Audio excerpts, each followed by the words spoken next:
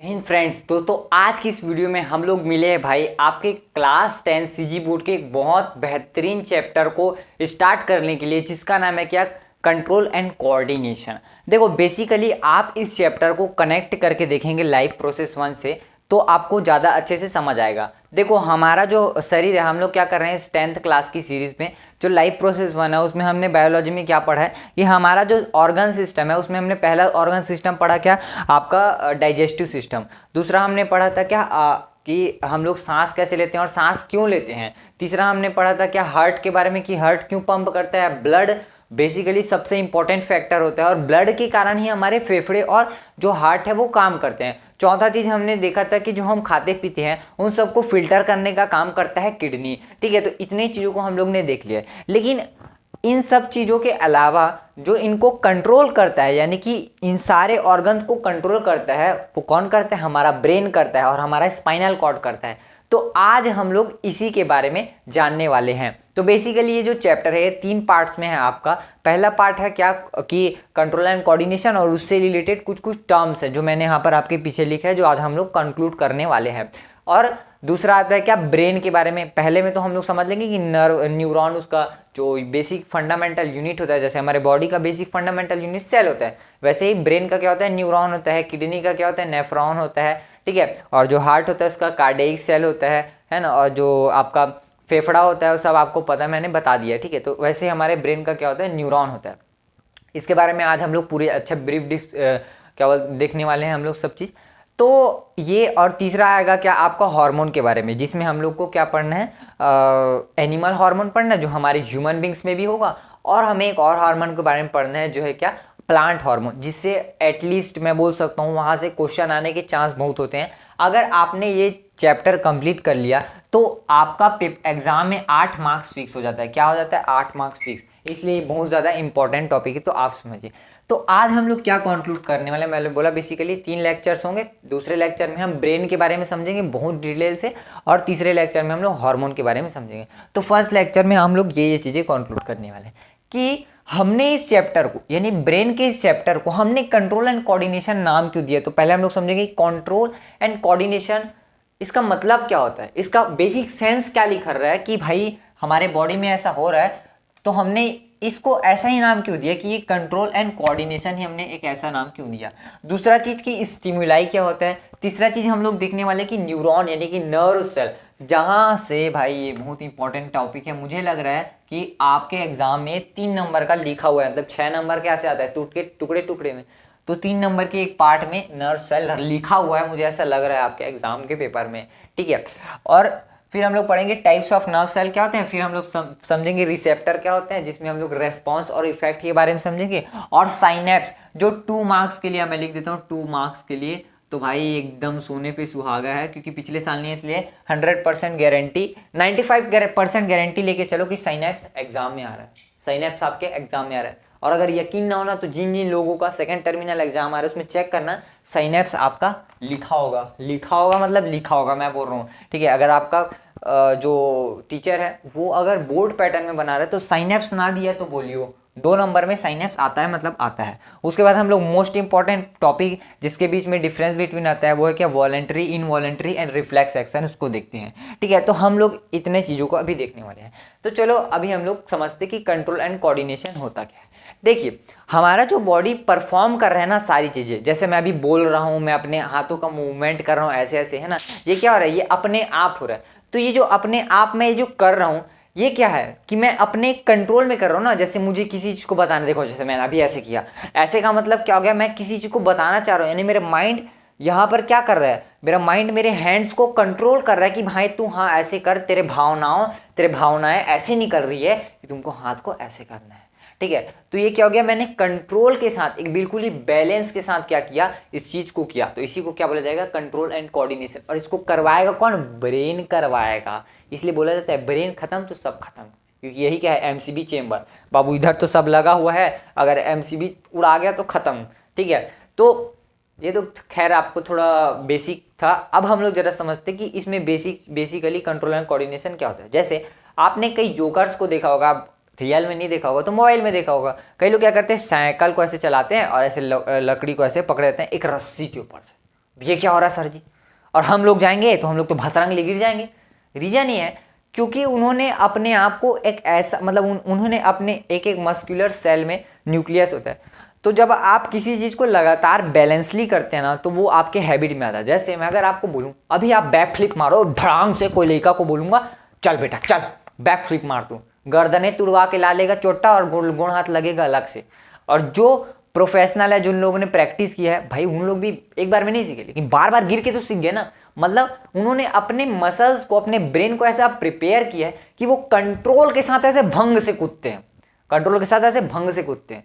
ठीक है, तो उन्होंने ब्रेन को ऐसा बताया भाई कि मेरा जो सेल है सब सीख चुका है, अब मैं भंग से कूद सकता हूँ, तो यानी कि वो बैक फ्लिप कूदेगा। और वैसे ही अगर हमें एग्जांपल है तो जो ऐसे बॉल को ऐसे ऐसे ऐसे ऐसे करते हैं ना, जो जोकर्स लोग रहते हैं बहुत स्पीड से, तो वो क्या कर रहे हैं कंट्रोल के साथ। एक देखो यहाँ पे बॉल आ रहा है, बॉल जा रहा है, बॉल आ रहा है, बॉल जा रहा है, एक प्रोसेस है, लेकिन इस प्रोसेस को वो कंट्रोल के साथ दोनों हाथ के कोऑर्डिनेशन के साथ करे। कोऑर्डिनेशन मतलब आपस में मेल होना चाहिए, तो आपस में टाइमिंग का मेल हो रहा है, नहीं कोऑर्डिनेट हो रहा है और कंट्रोल के साथ कर रहे हैं। वैसे ही हमारा जो बॉडी है वो भी फंक्शन करता है। जैसे हमें पता है कि हमारा जो डाइजेस्टेड खाना है उसे हमें निकालना है, इसलिए जब हमारा ब्रेन बोलता है तो हम क्या जाते हैं, टॉयलेट जाते हैं।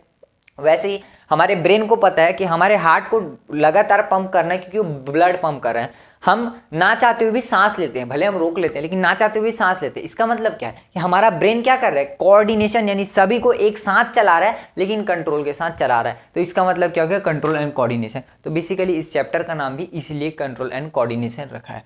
तो चलो अब जरा देखते हैं क्या कि आपका ये स्टिमुलाई वगैरह क्या होता है। स्टिमुलाई क्या होता है देखते हैं। देखो चलो मैं आपके साथ लिखता हूँ, ब्लैक से नहीं लिखते हैं, कुछ अलग कलर से लिखते हैं, क्योंकि बहुत इंपॉर्टेंट चीज़ हो जाता है भाई को, एग्जाम में आता है ना।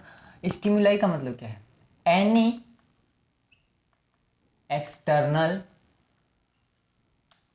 मैसेज, या फिर आप लिख सकते हो factor which gives information to our brain. ठीक है, मतलब कौन चीज समझ आया आपको, बताओ। मतलब कि ये एक ऐसा एक्सटर्नल मैसेज होता है जो हमारे ब्रेन को इन्फॉर्म करता है सारी चीज़ों के बारे में। ठीक है, मतलब एक ऐसा क्या होता है, एक्सटर्नल मैसेज फैक्टर होता है जो हमारे ब्रेन को क्या देता है, हमारे बॉडी के हर पार्ट के बारे में क्या देता है, सिग्नल देता है। अब इसके एग्जाम्पल समझिए, आपको एक बार में समझ आ जाएगा क्या बोल रहा हूँ। जैसे लाइट क्या है, एक रिसेप्टर है लाइट, अभी बताऊंगा। जैसे साउंड एटसेट्रा, ये सारे क्या है, हमारे स्टिमुलाई है। मतलब अगर हम किसी चीज़ को लाइट देखते हैं चकमका जाता है, जैसे सुबह सुबह उठोगे सूरज ज़्यादा उगते हैं चकमका जाते हो, तो जो चकमकाने वाली बात है वो बताता कौन है, वो जो चकमकाने वाली बात है उसको ब्रेन जो है ना कनेक्ट करता है। तो वो जो मैसेज हमारे आंखों में जा रहा है ना, जो मैसेज हमारे आंखों में जा रहा है ना, उसी को क्या बोलेंगे, स्टिमुलाई बोलेंगे। जैसे मैंने अभी अपने हाथ को चट से मारा, मुझे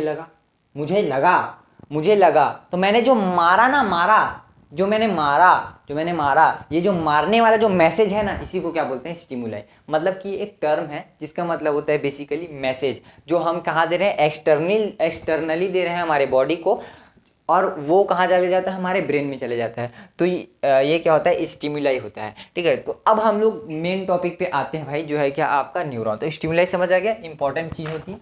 अब हम लोग समझते हैं न्यूरॉन के बारे में। जहाँ से क्वेश्चन मेरे हिसाब से तो लिखा हुआ पढ़ा हुआ कहीं से तो आ ही रहा है। तो न्यूरॉन है, न्यूरॉन का स्ट्रक्चर कैसे बनाना है बताता हूँ। देखो यूनिरॉन बहुत इंपॉर्टेंट है और इसका डायग्राम ही ज़्यादा इंपॉर्टेंट होता है। क्या होता है, डायग्राम ज़्यादा इंपॉर्टेंट होता है, समझिए। पहले बात तो न्यूरॉन जो है ब्रेन का क्या होता है, यूनिट ऑफ ब्रेन, इसी को नर्व सेल भी कहा जाता है। ठीक है, समझते हैं। आपको कुछ नहीं करना है, देखो पहले आपको क्या करना है, ये ऐसे लेके जाना है, ऐसे लेके जाना है, ऐसे लेके जाना है, ऐसे लेके जाना है, ऐसे लेके जाना है, ऐसे लेके जाना है और ऐसे। ठीक है, अब उसके बाद आपको एक ऐसा लंबा सा डंडी खींचना है, इसमें क्या खींचना है, लंबा सा डंडी। उसके बाद आपको क्या बना देना है, गाजर मुरई जो भी जानते हो, ऐसा ऐसा घर घर बना देना है। ये क्या है, न्यूरॉन का बेसिक स्ट्रक्चर है। अब आप इसी में इसको ऐसा थोड़ा बड़ा कर दीजिए ताकि आपको लगे कि ये क्या है, डेंड्राइट्स है। इसको क्या बोला जाता है, डेंड्राइट बोला जाता है। जो मैं बना रहा हूँ ना अभी साग भाजी पाला भाजी का, इसको क्या बोलते हैं, डेंड्राइट बोलते हैं। अब समझते हैं इसके बारे में। बीच में जो है इसका सेल बॉडी होता है, आप सबको पता है, सारे बीच में क्या होता है, न्यूक्लियस होता है। और यहाँ पे अगर आप नोट की पॉइंट लिखना चाहे तो लिख लीजिए कि नोट की पॉइंट ये है, biggest cell of our body, cell of our body, मतलब ये बिगेस्ट सेल आवर बॉडी होता है, हमारे बॉडी का बिगेस्ट सेल होता है। और एक और नोट का पॉइंट लिखिए, जो मैं ओरली लिखा रहा हूँ आप लिखिए कि neuron do not contain centrosome, neuron do not contain centrosome, that's why it is undivisible, that's why it is undivisible cell. ठीक है, मतलब इसके पास क्या नहीं होता है सेंट्रोजम, और सेंट्रोजम क्या करता है सेल डिवीजन में हेल्प करता है, तो बेसिक बात है। तो सेंट्रोजम इसमें नहीं होता है, इस कारण से बोला जाता है हेलमेट पहनो, क्योंकि ब्रेन का अगर न्यूरॉन मरा तो कभी नहीं जागेगा, इसलिए बोला जाता है क्या आपको हेलमेट पहनाया जाता है कि भाई ब्रेन को अगर लग गया और न्यूरॉन मर गया तो पागल हो जाओगे, क्योंकि न्यूरॉन वापस सेल डिवीजन नहीं करता। और हाँ, हम लोग अभी जब पढ़ेंगे ग्लैंड्स के बारे में तो आप समझोगे लीवर में सबसे ज़्यादा सेंट्रोजम होते हैं, जिस कारण से वहाँ पर बहुत जल्दी सेल डिवीजन होता है। हमारे को चाकू भी मार देगा अगले दिन ठीक हो जाएगा, इसका मतलब ये नहीं है चाकू गोप के देखते हाँ चलो गोप के देखते सर बोले मारो, ऐसा नहीं है। अगर धोखे से वहाँ पड़ गया तो ठीक हो जाता है, लेकिन ब्रेन में पड़ा तो ना हो। तो जरा इसका मैं कुछ नामकरण करता हूँ, फिर आपको समझाता हूँ, देखते रहिए क्या क्या नाम है इसके, क्योंकि बहुत इंपॉर्टेंट। देखो, तो अपन थोड़ा अलग कलर का यूज कर लेते हैं इसमें। ये जो आपका लकीर दिखा हुआ है इसको बोलते हैं क्या डेंड्राइट, को बोलते हैं डेंड्राइट। सबका एक एक फंक्शन है, सबको बताऊंगा। ये जो आपको दिख रहा है इसको क्या बोलते हैं माइलिन शीथ, माइलिन शीथ। ठीक है, ये जो होता है इसको क्या बोलते हैं नर्व एंड, क्या बोलते हैं नर्व एंड। बाबू जो मैं बोल रहा हूँ उसको बैठे बैठे बोलो, कई लोग तो मरा आधा मरा आदमी टाइप से बैठे होते हैं। ये जो होता है ये जो लंबा सा लाइन है, माइलिन शीथ नहीं बोल रहा हूँ, माइलिन शीथ को हटाओगे तो क्या बचेगा लंबा सा लाइन, इसको क्या बोला जाएगा एक्सॉन। कई बैला लोग तो ये मार के आते हैं कि कई ऑप्शन में पक्का दिए रहेगा एक्सॉन, कि भाई नर्व सेल जो है मतलब ब्रेन का फंडामेंटल यूनिट एक्सॉन दिया होगा, आप लोग वही को मार के आ जाते हैं कई लोग, जबकि एक्सॉन एक पार्ट है। और ये जो होता है इसको क्या बोला जाता है, ये तो आपका न्यूक्लियस है, क्या है न्यूक्लियस। और ये जो पार्ट होता है ये वाला पार्ट इसको क्या बोला जाता है सेल बॉडी, क्या बोला जाता है सेल बॉडी। ठीक है, तो इतना आपके लिए काफ़ी है। और नॉलेज के लिए बता रहा हूँ, ये वाला जो होता है इसको बोला जाता है, जो जगह रहता है ना, जो जगह दोनों के बीच में, इसको क्या बोला जाता है नोट्स ऑफ रेनवियर। जो लोग नीट वीट की तैयारी कर रहे हैं उन लोग के लिए इंपॉर्टेंट नोट्स ऑफ रेनवियर। ठीक है, अब जरा समझते हैं कि देखो होता क्या है ना, हमारे ब्रेन के पास ना सिग्नल बहुत ही टुकड़ों में आता है, मतलब बहुत ज़्यादा टुकड़ों में आता है, और उन्हीं टुकड़ों को जोड़ने का काम कौन करता है सेल बॉडी। होता क्या है, मान लीजिए मैंने यहाँ पे मारा, मुझे लगा, अब लगने वाली जो बात है सबसे पहले मेरे ब्रेन में जाएगा। अब ब्रेन में करीब 20,000 क्या होते हैं सेल्स होते हैं। अब उन 20,000 सेल्स में क्या हो रहा है अलग अलग डेंड्राइट्स, अभी साइनाइड्स पढ़ेंगे क्या होता है। तो होता है ये सारे सिग्नल्स, देखो छोटे छोटे सिग्नल यहाँ पे डेंड्राइट में सारे सिग्नल है एक जगह मिले, एक जगह मिले तो क्या हुआ एक जगह जुड़े। इस जुड़ने वाले प्रोसेस को क्या बोलते हैं एम्प्लीफिकेशन बोलते हैं। मतलब सेल बॉडी का मेन काम क्या है एम्प्लीफाई करके बताना। अब वो एम्प्लीफाई मतलब कैसे, जैसे जो वुमेन्स लोग रहते हैं गाँव के, जो महिला लोग रहते हैं, उनको कोई चीज़ बता दोगे तो एकदम बढ़ा चढ़ा के बताओ, ए दादा लड़का के तो कपारे फूट गए कर, तो भाई साहब ठोकईस थे पूरा मुड़ी कान चटक गए कर, जबकि हुआ कुछ नहीं होता। मतलब किसी चीज़ को एकदम बढ़ा के बताना क्या होता है एम्प्लीफिकेशन। तो कोई छोटी छोटी चीज़ें हैं उसको फिर यहाँ पे आता है एम्प्लीफाई कर देते, उसको क्या कर देते एम्प्लीफाई कर देते।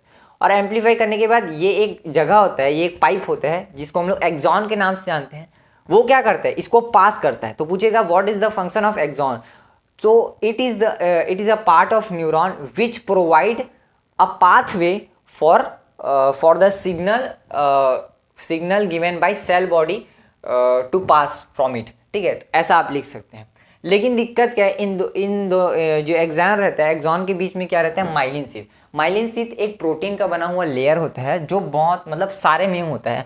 तो ये जो होता है ना ऐसे कूद कर क्या करता है अपना सिग्नल को क्या करता है इन्फॉर्म करता है।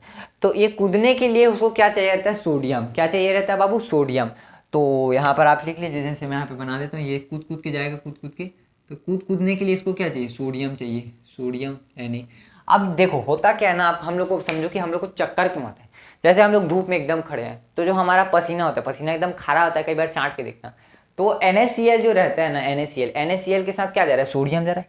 अब बाबू सोडियम चला जाएगा आपके शरीर से, पसीना निकलते जा रहा है सोडियम चल जा रहा है, तो आपके दिमाग में क्या होगा न्यूरॉन बोलेगा ना हो तो हमसे काम, हमको तो सोडियम चाहिए, तुम सोडियम निकाल रहे हो।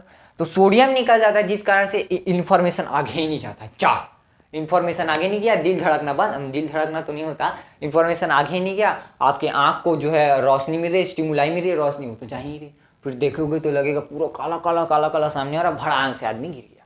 ये क्या होता है, चक्कर आना होता है, क्योंकि सोडियम की कमी हो जाती है। फिर उसको क्या मिला जाता है, नींबू पानी, और उसमें नमक घोर दो या फिर ORS का घोल, ओरल रिहाइड्रेशन सॉल्यूशन पिया दो, फिर उसके पास ठीक हो जाता है। सोडियम आ गया, हाँ ब्रेन ठीक, तो फिर ब्रेन में सन सन सन सन सन सन सन जाने लगता है, फिर हाँ लड़का ठीक हो गया। कौन ची हो तो उठने के बाद उसको पता चलता है इधर उधर लगे, क्योंकि पता नहीं है, क्योंकि दिमाग ही बोल रहा है ना भाई, आपको लगा कहाँ है, क्या हुआ है, कुछ नहीं होता, तो दिमाग ही बंद हो जाता है सोडियम की कमी के कारण। तो ये सोडियम होता है। उसके बाद ये जो एक्सॉन एंडिंग होती है, ये फिर से उस एम्प्लीफाइड मैसेज को तोड़ देता है, और तोड़ने के बाद अपने इसको, इस वाले को बोला जाता है एक्सॉन एंड। तो एक्सॉन एंड से इधर जाता है। तो अब ये आपने ये न्यूरॉन का स्ट्रक्चर समझा, एक बार वीडियो पॉज करके खुद रिवाइज कर लो और इसका स्क्रीनशॉट ले लो। अब हम लोग समझते हैं कि साइनेप्स बेसिकली क्या होता है। बेसिकली साइनेप्स क्या होता है, तो उसका डायग्राम है, पहले लिखते हैं क्या होता है। So it is a gap between two, it is a gap between pre-synaptic neuron and post-synaptic neuron, which gives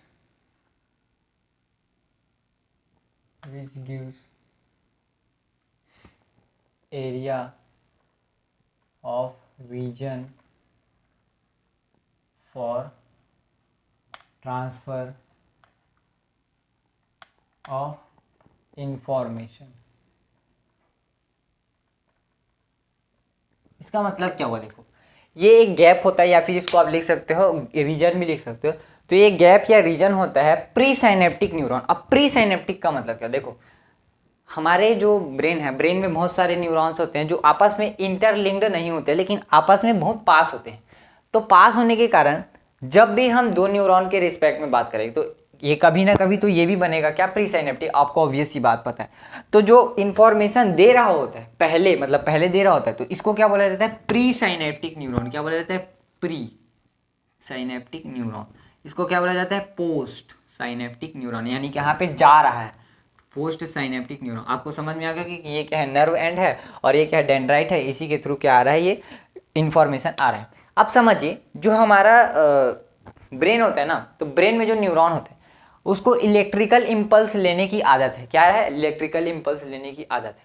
लेकिन होता है खेलो, यहाँ पे तो बीच में कोई भी इलेक्ट्रिकल इम्पल्स पास ही नहीं हो सकता, क्योंकि आपको पता है इलेक्ट्रिकल इम्पल्स को पास होने के लिए कोई ना कोई मीडियम चाहिए, यानी कि तार चाहिए बेसिकली, समझो। अब ये तार तो आपस में अलग है, तो ताल से ताल कैसे मिलाया जाए। तो इसके लिए होता ये है, यहाँ पर होता क्या है, इसे हटा दिया, मतलब इसे जो इलेक्ट्रिकल इम्पल्स को क्या कर दिया जाता है, न्यूरो ट्रांसमिशन प्रोसेस बोलते हैं इसको, न्यूरो ट्रांसमिशन, ये थोड़ा हाइयर लेवल है। न्यूरो ट्रांसमिशन के थ्रू ये इलेक्ट्रिकल इम्पल्स को केमिकल इम्पल्सेस में चेंज कर देता है, और ये केमिकल इम्पल्सेस में आते हैं, और फिर जो डेंड्राइट रहते हैं वो क्या करते हैं, इसको फिर से क्या कर देते हैं, इलेक्ट्रिकल इम्पल्स में चेंज कर देते हैं। तो आप ऐसा नोट का पॉइंट बनाकर लिख लीजिए कि the main function of nerve ending, axon ending भी लिख सकते हैं, nerve ending is neurotransmission through which it make electrical impulse or information coming throughout the nerve to convert it into chemical form, to convert it into chemical impulse। ठीक है, ताकि वो यहाँ पे पास हो सके। और डेंड्राइट वही आप समझ में क्या कि ये दोनों हो सकते हैं। तो इसको क्या बोला मैंने, न्यूरो ट्रांसमीटर। आप यहाँ पे लिख लीजिए भाई, भूल जाओगे वरना। न्यूरो ट्रांसमीटर की प्रक्रिया होती है, न्यूरो ट्रांस, ठीक है, बहुत हायर लेवल का है थोड़ा, इसमें थोड़ा एनसीईआरटी वगैरह में भी दिया होता है। और नोट का पॉइंट लिखिए यहाँ पे एक जो नीट वगैरह वाले लोग हैं उनका बता रहा हूँ, जो इम्पोर्टेंट यहाँ पे जो केमिकल होता है उसका नाम होता है क्या, एसेटाइल कोलाइन। अगर ये एग्जाम में आता है तो आप इसको लिख दीजिएगा, एसेटाइल कोलाइन, समझ में आ जाएगा। बच्चा पढ़ा लिखा आदमी है, खटाखट नंबर दो खसको, ठीक है। एसिटाइल कोलाइन जो केमिकल होता है ये यूज़ होता है बेसिकली इस प्रोसेस के लिए। और ये बता रहा हूँ 100% है कि ये पेपर में आने वाला है, तो भाई अब इसको अच्छे से लिख लीजिए, डायग्राम भी दिमाग में फिट कर लो और ये सारी चीज़ों को नोट करो। मतलब समझ में आ गया कि साइनेप्स से एक बेसिकली रीजनल गैप होता है दो न्यूरॉन के बीच, जिसको हम लोग स्टैंडर्ड मैनर में बोलते हैं प्री साइनेप्टिक न्यूरॉन और पोस्ट साइनेप्टिक न्यूरॉन। तो ये जो साइनेप्स रहता है, गैप रहता है, जो प्रोवाइड करता है एरिया क्या बोलते हैं इंफॉर्मेशन को आपस में चेंज होने के लिए, ठीक है। तो ये है क्या आपका साइनेप्स। अब हम लोग देखते हैं क्या अपना नेक्स्ट टॉपिक। पहला सेंस ऑर्गन होता है, उसका जो पहला सेंस ऑर्गन, देखो सेंस ऑर्गन आपको पता है मुंह से ही वो से ही मिलेगा। तो पहला सेंस ऑर्गन होता है आपका आई। क्या होता है आई? आप आँख से देखते हो और ये जो इफेक्ट लेते हैं इसको क्या बोलते हैं? फोटो इफेक्ट बोलते हैं। क्या बोलते हैं? फोटो स्टिमुलाई भी बोल सकते हैं, फोटो इफेक्ट भी बोल सकते हैं, और इसको क्या बोलते हैं? फोटो रिसेप्टर भी बोलते हैं। यानी कि क्या कर लाइट को रिसेप्ट करता है, नहीं लेता है, इसलिए इसको फोटो रिसेप्टर भी कहा जाता है। दूसरा होता है क्या? Year, EAR, year. ईयर मतलब कि कान। ये इसको हम लोग इसको हम लोग क्या बोलते हैं? सुनने वाला, यानी फोनो रिसेप्टर के नाम से भी जानते हैं। तीसरा होता है क्या आपका? नोज। नोज से हम लोग क्या करते हैं? स्मेल लेते हैं, इसलिए इसको क्या बोलते हैं? ऑल फैक्ट्री आपका रिसेप्टर। ऑल फैक्ट्री मतलब सबको पता होगा, ऑल फैक्ट्री इंडिकेटर्स एसिड में। तो आपका ये होमवर्क रहेगा, यहाँ पे मारोगे ये ऑल फैक्ट्री एसिड वाला जो इन लोगों ने चैप्टर कंप्लीट कर लिया वो मारना कि भाई ऑल फैक्ट्री क्या होते हैं, ऑल फैक्ट्री इंडिकेटर्स होते क्या है, अब बस कमेंट में मार देना नोस। चौथा क्या होता है? स्किन। स्किन का मतलब हम लोग बोलते हैं थर्मो रिसेप्टर बोलते हैं, यानी कि जो गर्म ठंडा चेक करता है कौन करता है जी? स्किन ना करता है। तो हो गया क्या होता है? कान, नाक और ये। और एक होता है कि आपका टंग होता है, इसको हम लोग गस्टेटरी भी बोलते हैं, TOUNG। टंग का मतलब होता है गस्टेटरी, जिसमें हम लोग टेस्ट को लेते हैं। किसको बोलते हैं? टेस्ट को। तो इसे गस्टेटरी रिसेप्टर भी के नाम से भी जाना जाता है। और इनर की बात करें तो वो सेंसरी और मोटर को क्या करता है? जोड़ता है। जो मोटर न्यूरॉन रहता है वो बेसिकली क्या करता है? It helps in transmission of information, ठीक है। मोटर यानी पता ही चल रहा है चलने वाला है। अब इनका चलो फंक्शन समझते हैं। पहला सेंसरी न्यूरॉन का मतलब होता है सेंस करेगा, मतलब रिसेप्ट करेगा कोई भी इंफॉर्मेशन को। स्टिमुलाई को रिसेप्ट करने का काम कौन करता है? ये करता है। तो ये जो होता है बेसिकली क्या होता है? रिसेप्टर होता है। क्या होता है? रिसेप्टर। ये क्या होता है? रिसेप्टर। ये होता है रिसेप्टर, यानी कोई भी जो स्टिमुलाई है उसको क्या करेगा? ये रिसेप्ट करेगा। और इसी के साइड में आप लिख लो भाई फोटो रिसेप्टर, फोनो रिसेप्टर। और ये क्या होता है? All factory receptor. ये होता है थर्मो रिसेप्टर। ये होता है GAUS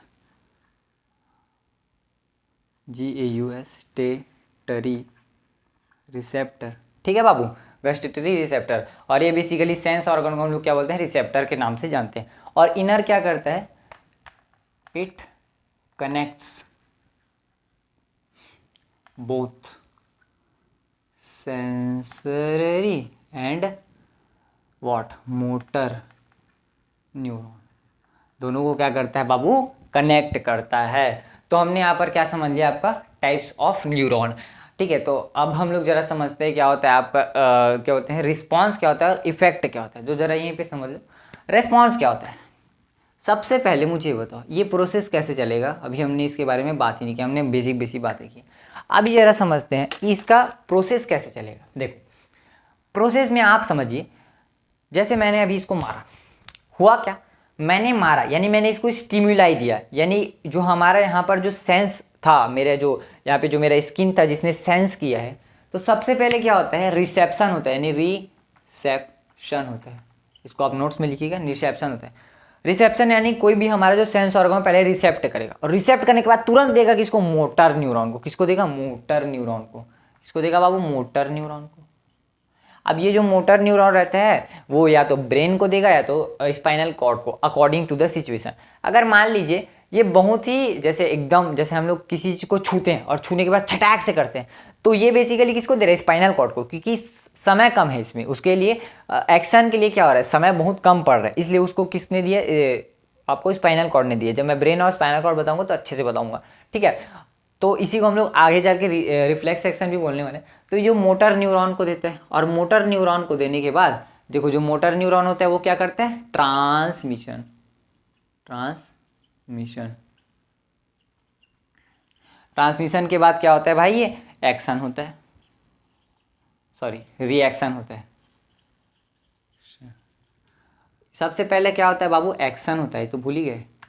सबसे पहले एक्शन होता है, यानी आपके ऊपर कोई कर रहा है, उसके बाद अब वो रिसेप्शन होता है, फिर ट्रांसमिशन होता है, फिर क्या होता है, रिएक्शन होता है। ठीक है, तो ये कुछ आपका प्रोसेस है भाई। क्या होता है, ये प्रोसेस है। इस प्रोसेस को ध्यान में रखिएगा कि पहले कोई भी चीज़ में एक्शन होता है, उसके बाद फिर रिसेप्शन होता है, फिर ट्रांसमिशन होता है, फिर रिएक्शन होता है। अब यहाँ पर समझते हैं कि रेस्पॉन्स क्या होता है। जैसे कि किसी भी चीज़ में ना रेस्पॉन्स पहले नहीं होता, पहले इफेक्ट होता है, सॉरी पहले रेस्पॉन्स होता है फिर इफेक्ट होता है। जैसे मैंने अभी एक मारा, तो मारने पे मुझे लगा पहले, लेकिन यहाँ पर क्या हुआ, यहाँ पे रेस्पॉन्स ये आया, यहाँ पे देखो, यहाँ पे रेड सॉरी यहाँ पे मुझे लगा ना, थोड़ा सा चोट लगा, चोट लगेगा, लेकिन इसका इफेक्ट क्या हो जाएगा, मैंने यहाँ पे लगा, मतलब ये क्या हो गया, इसका रिस्पॉन्स हो गया यहाँ पे, लेकिन ये जो रेड हो रहा है, मुझे थोड़ा पेनिंग हो रहा है, इसको क्या बोलेंगे, इफेक्ट बोलेंगे। क्या बोलेंगे, इफेक्ट। तो आप रिस्पॉन्स का लिखिए, मैं बता रहा हूँ। On action our feeling is called response. On action, on any action, our feeling is called what, response.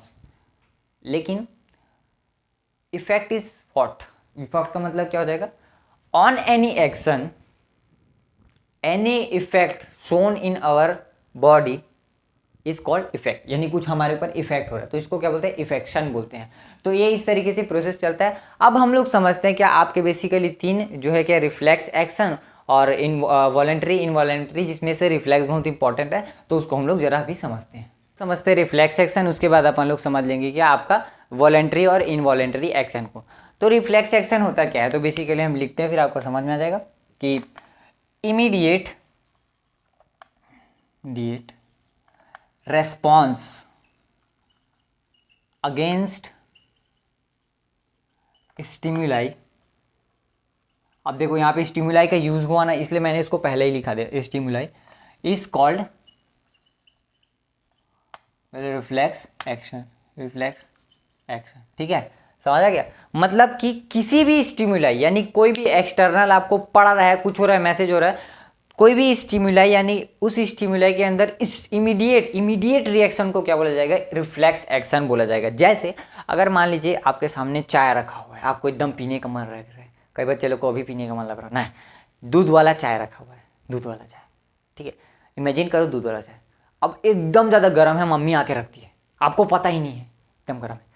अब गया लड़का, हाँ हबर हबर चाय पी, तो अभी तो एकदम मज़ा आएगा, हो गया चट से उसको, जरा क्या करेगा वो, पकड़े रहेगा क्या उसको बेवकूफ़ टाइप से, नहीं, चट से ला, हाँ मम्मी एकदम जोर से जर गए, ऐसा करके करेगा। इसका मतलब क्या है, वो जब उसको छुआ, उसको जलने के कारण उसने इमीडिएट रिएक्शन किया, किसी भी स्टिमुलाई किया, वो उसकी स्किन पर थर्मो, यानी कि उसने हीट लिया तो सड़ाक से अपने हाथ को पीछे खींचा, एक सेकेंड भी वो रख नहीं पाया। क्यों, इसी को क्या बोला जाता है, रिफ्लेक्स एक्शन। ठीक है, जब और रिफ्लेक्स सेंसर को कंट्रोल कौन करता है भाई, तो इसको कंट्रोल करेगा कौन, आपका स्पाइनल कॉर्ड। जितने भी इमीडिएट रिएक्शन होंगे, जो भी एकदम जल्दी होते हैं, जैसे आपका पलक झपका, सॉरी जो जितने भी इमीडिएट रिएक्शन होंगे वो सब क्या हो जाएगा, पलक झपकाना नहीं होता है ना, बताऊंगा क्या होता है जब ब्रेन पढ़ेंगे।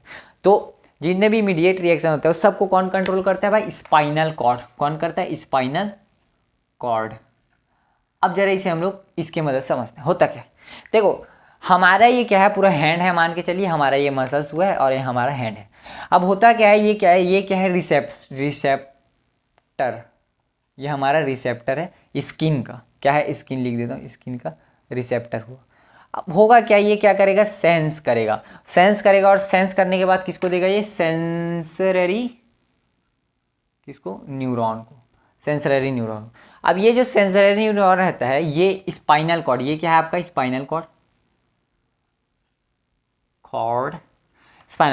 स्पाइनल कॉर्ड रहता है ये। तो स्पाइनल कॉर्ड में यहाँ पर एक स्पेसिफाइड जो है क्या रहते हैं, सेल रहते हैं, सॉरी न्यूरॉन रहते हैं, स्पेसिफाइड न्यूरॉन, जिनका काम ही यही होता है, इसी को हम लोग इनर न्यूरॉन के नाम से भी जानते हैं। इनका काम ही यही होता है सेंसरी न्यूरॉन और जो आपका मोटर न्यूरॉन उसको कनेक्ट करना। तो यहाँ पर क्या रहता है, इसको बोलते हैं रिले न्यूरॉन। क्या होता है, रिले न्यूरॉन, इसको क्या बोला जाता है बाबू, रिले न्यूरॉन। तो जो रिले न्यूरॉन होता है ये क्या करता है, इस सेंस न्यूरॉन को लेता है और रिले न्यूरॉन इससे कनेक्टेड होता है। फिर ये किसको भेज देता है, मोटर न्यूरॉन। मोटर न्यूरॉन का काम क्या है, वर्क कराना है, यानी कि इसको क्या कराना है, एक्शन कराना है। ये होता है क्या, मोटर न्यूरॉन। मोटर न्यूरॉन क्या करता है, तुरंत तुरंत किसको बताते हैं, मसल को। जैसे मेरे हाथ से समझिए, जैसे मेरा हाथ है, ये होगा क्या, ये जो हैंड है जब मैंने इसको छुआ तो यहाँ से मेरा सेंसरी न्यूरॉन गया, सेंसरी न्यूरॉन यहाँ पे होगा क्या आपका स्पाइनल कॉर्ड। एग्जांपल के लिए बता रहा हूँ, बाकी स्पाइनल कॉर्ड तो हमारे बैक बोन पर होते हैं, तो यहाँ पर होगा स्पाइनल कॉर्ड। यहाँ से यहाँ पे मान लीजिए आपका ये रिले न्यूरॉन है, रिले न्यूरॉन क्या करेगा, इसे जंक्शन के थ्रू बताएगा, और यहाँ से क्या मोटर न्यूरॉन, मोटर न्यूरॉन जाएगा यहाँ पर और मेरे इस मसल को बोलेगा बाबू हाथ को हटा सटैक से, मेरे इस मसल इस पार्ट को बोलेगा हाथ को हटा सटैक से। तो हो गए, जब मैंने यहाँ पे छुआ, छूने के बाद हो गए, मैंने छुआ और यहाँ सेंसरी न्यूरॉन आया, फट से हटा दी, मतलब कि समझ रहे हो, रिफ्लेक्स यानी सड़ाक से हुआ रिएक्शन, उसको क्या बोलेंगे, रिफ्लेक्स। तो यहाँ पे समझो सेंसरी न्यूरॉन है, ये आपका स्पाइनल कॉर्ड है, यहाँ पे रिले न्यूरॉन और ये जो है आपका मोटर न्यूरॉन। तो इस तरीके से होता है क्या आपका रिफ्लेक्स एक्शन। अब समझते हैं क्या इनवॉलेंट्री और वॉलेंट्री एक्शन क्या होते हैं। वॉलेंट्री एक्शन क्या होता है, देखो वॉलेंट्री एक्शन उस एक्शन को बोला जाता है जो हमारे कंट्रोल में है। जैसे अभी हम अपने क्या बोलते हैं, जैसे मुझे नाचने का मन किया एक दिन, तो डीजे बजा, मैंने नाचा, तो वो क्या है, मेरा एक्शन है भाई, मैं नाच रहा हूँ, मेरा एक्शन है। जैसे मुझे खाना खाने का मन किया, मैंने खाना खाया, मुझे नहीं किया, मैंने नहीं खाया। मतलब जो मेरी मर्जी से हो रहा है, मतलब मैं बोलूँगा तो खाऊंगा, मैं कुछ करूँगा तो खाऊंगा, यानी कि मैं नाच रहा हूँ मेरी मर्जी से हो रहा है, जो कुछ भी मेरी मर्जी से हो रहा है उसको क्या बोलेंगे, voluntary action. In the sense है कि जो कुछ भी आपके कंट्रोल में, जो एक्शन आप करते हैं वो सब आपके कंट्रोल में, उसको क्या बोला जाएगा, वॉलेंट्री। जैसे बोलूंगा मैं को हार्ट बीट आपका कंट्रोल है, बोलो, तो आप अपना हार्ट क्या बंद कर दोगे, चालू कर दोगे, नहीं कर सकते। तो वही जो नहीं होते हैं कंट्रोल में उसको क्या बोलते हैं, इनवॉलेंट्री, और जो होते हैं उसको क्या बोलते हैं, वॉलेंट्री। इनवॉलेंट्री में जैसे डाइजेशन को आप रोक नहीं सकते, नेचर्स कॉल आएगा तो आपको जाना ही होगा, वरना आपका गीला हो जाएगा, समझ रहे हो। मतलब वैसा ही है कि जो आपके कंट्रोल में है उसको क्या बोला जाएगा, वॉलेंट्री, और जो नहीं होगा उसको क्या बोलेंगे, इनवॉलेंट्री। तो इसको लिखना कैसे है समझिए, देखो हम ऐसा तो नहीं बोलते सस्ते लैंग्वेज में, भाई जो हमारे कंट्रोल में है वो ऐसा ऐसा नहीं, इसको लिखें कि action performed by a body consciously, यानी कि जानबूझकर, COUSLY, कौन, स्पेलिंग देख लो तो जी, सी जो भी है, COUSLY, जो भी लिखते हैं हम गढ़ा के लिख देते हैं, कॉन्शियसली और controlled by brain is called voluntary action. समझ गए, मतलब जो एक्शन हम लोग परफॉर्म करते हैं कॉन्शियसली जानबूझकर, और जो कंट्रोल किया जाता है ब्रेन के द्वारा, उसको बोला जाता है वॉलंटरी एक्शन। जैसे एग्जाम में डांस, रनिंग एटसेट्रा। अब समझते हैं इनवॉलेंट्री एक्शन। इनवॉलेंट्री आपको समझ आ गया, जो हमारे इन कंट्रोल, जैसे हमारा हार्ट बीट, जैसे हमारा गुर्दा, फेफड़ा, ये सब क्या इनवॉलेंट्री हो जाएगा। तो इनवॉलेंटरी में आपको क्या लिखना है, इनवॉलेंटरी एक्शन। अच्छा, इसके बीच में एग्जाम क्या बोलते हैं, डिफरेंस बिटवीन आएगा तो कर लोगे ना, अभी बताऊंगा, अभी आपको 5 पॉइंट, आप उसको लिख लेना। इनवॉलेंट्री का मतलब कहते हैं action which are controlled by medulla oblongata. बेटा ये बेसिकली क्या होता है, तो ये बेसिकली ब्रेन का पार्ट है। ब्रेन में पढ़ोगे कि ब्रेन का एक ऐसा पार्ट होता है जो हमारे मेटाबॉलिज्म, यानी कि हमारे अंदर के जो हो रहे केमिकल रिएक्शन, और जो एनाबॉलिज्म, जो हमारे शरीर में जो एनर्जी बन रही है, वो सबको कंट्रोल करता है, उसको क्या बोलते हैं, मेड्यूला ऑब्लंगाटा। और ये जो मेड्यूला ऑब्लंगाटा हमारे ब्रेन का पार्ट होता है।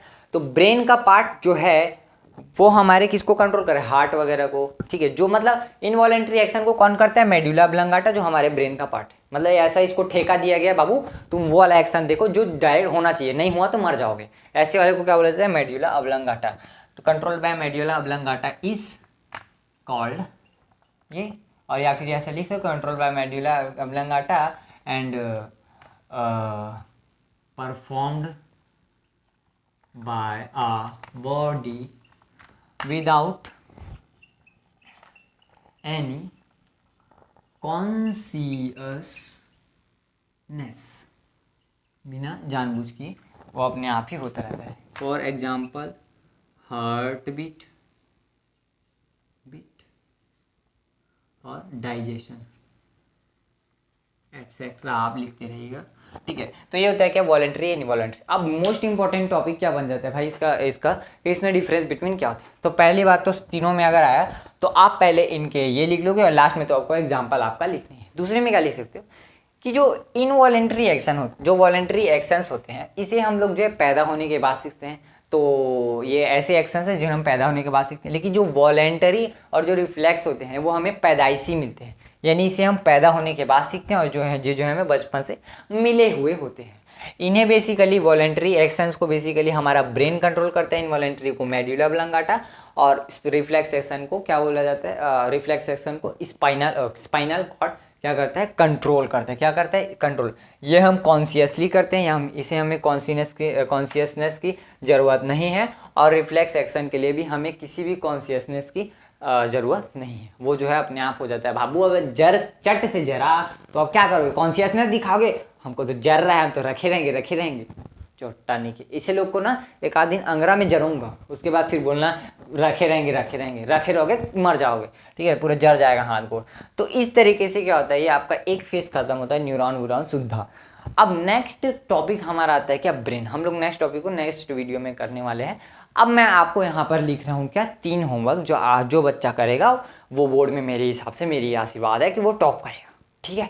और जो नहीं किया वो भकवाहट रहेगा जिंदगी भर, कोई मतलब का नहीं है। तो लड़के लोग को 3 होमवर्क तो मिला जाता है, उसको भी तो नहीं करते हो। फर्स्ट होमवर्क आपको अपने से बनाना है डिफरेंस 6, ठीक है, 6 of voluntary action, involuntary action और रिफ्लेक्स एक्शन का। समझ आ गया। अपने से, अगर इसमें जो गद्दारी किया वो खुद गद्दार है, चोट्टा, और कुछ नहीं कर सकता वो, तो इसको आपको लिखना है। ये बोर्ड एग्जाम को प्रिपेयर करने वाले बच्चों लोग के लिए, और जो यहाँ पे मस्ती करने के लिए बकवास उसके लिए खत्म हो चुका है, वो जा सकते हैं दोस्तों, धन्यवाद, ठीक है। लेकिन जो बोर्ड वाले रुको, डिफरेंस ये लिखोगे। तीसरा लिखोगे क्या, साइनेप्स के बारे में आपको लिखना है, क्योंकि एग्जाम में आएगा बाबू, याद रखिएगा। तीसरा चीज, न्यूरॉन का आपको डायग्राम बनाना है। बोल रहा हूँ होमवर्क, जो नहीं किया और भकवाहा है उसके नहीं बनेगा इसका क्वेश्चन, ठीक है। टॉपर और लल्लू बच्चे में कोई अंतर नहीं। टॉपर क्या करता है, हर चीज़ को मैनर करेगा, टीचर बोलेगा उसको करेगा, और जो भगवाहा लेकर रहेगा उसको कोई मतलब नहीं है। वो बोलेगा अरे यार चैप्टर तो कंप्लीट हो गया, क्या बकर चल रहा है बाबू, तो चैप्टर कंप्लीट हो गया, नॉलेज है, लेकिन लिख के नहीं आओगे, कुछ नहीं उखाड़ पाओगे पेपर में, ठीक है। तो न्यूरॉन का आपको स्ट्रक्चर बनाना है, उसको प्रॉपर आप लिख के देखिएगा कि मैं हाँ इस तरीके से इसको लिख सकता हूँ। और लिखने के बाद जो मैंने बताया, जैसे डेंड्राइट क्या करता है, सिग्नल रिसीव करता है, जो सेल बॉडी रहता है वो एम्पलीफाई करता है, एक्सॉन उसको प्रोवाइड करता है, तो ये सारी चीज़ें आप लिखेंगे। इसको प्रैक्टिस करना। अगर इनमें से कोई भी क्वेश्चन में आपको कुछ डाउट होता है, वीडियो में एक बार जाना, उसको देखना, अपने नोट्स में जाना, उसमें चेक करना, और उसको बार बार प्रैक्टिस करके देखिए, और कमेंट में लिखिएगा कि ये क्वेश्चन आपको कैसे लगे और ये वीडियो कैसे लगा, ठीक है। तो भाई मिलते हैं नेक्स्ट वीडियो में, तब तक के लिए बाय बाय।